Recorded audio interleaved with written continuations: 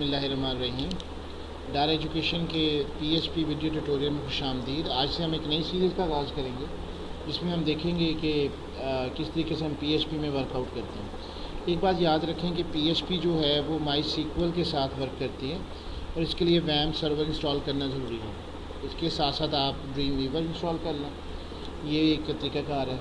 कल को आप लोगों ने अगर एंड्रॉयड में जाते हैं तब भी आपको PHP की ज़रूरत पेश आएगी आपने वर्क करने की। सबसे पहले जब आप आते हैं एक ड्रीमवीवर इंस्टॉल करते हैं, सबसे पहले साइट बनाया करें ताकि आपका काम जो है एक प्रॉपर वर्क में स्टोर है। इसके लिए सबसे पहले आपने साइट पे आना और यहाँ पे एक न्यू साइट बनानी है। अब न्यू साइट करते हैं। अब जैसे फॉर एग्जांपल आप एक ऑर्गेनाइजेशन में हैं, उसमें आपको बहुत सारे प्रोजेक्ट्स करने हैं, तो आप अपने हर एक प्रोजेक्ट को डिफरेंट कर लें। जैसे फॉर एग्जांपल मैं अब PHP के नाम से एक बना रहा हूँ, तो PHP ट्यूटोरियल कर लेता हूँ इसको मैं।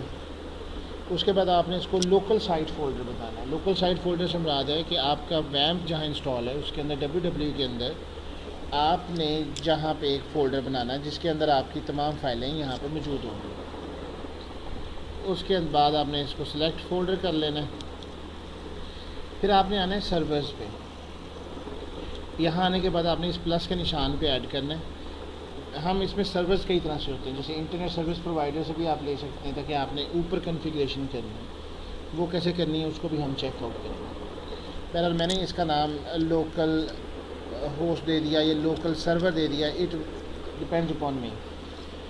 उसके बाद आता है कनेक्टिंग यूजिंग FTP। ज़ाहिर है अभी हम लोकल के ऊपर हैं तो we will use local network. जब हम दूसरी दफ़ा आएंगे FTP फाइल ट्रांसफ़र प्रोटोकॉल को कहते हैं। SFTP मतलब सिक्योर फाइल ट्रांसफ़र प्रोटोकॉल्स हैं, हमने इसमें से लोकल यूज़ कर।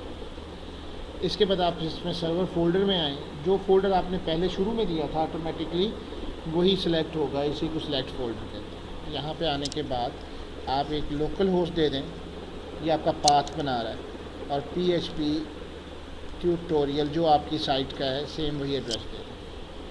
यहाँ पे वो आपसे दो चीज़ें पूछेगा, एक पूछेगा रिमोट है या टेस्टिंग है। अब इसलिए ये टेस्टिंग आपका सर्वर बना रहे हैं, रिमोट का भी ऊपर से कनेक्ट होगा। ये काम करने के बाद आप इसको कवर कर लें तो आपका ये देखेंगे कि यहाँ फाइल्स के अंदर आपका PHP ट्यूटोरियल नज़र आएगा और नीचे एक खाना खाली होगा, ये आपकी साइट है।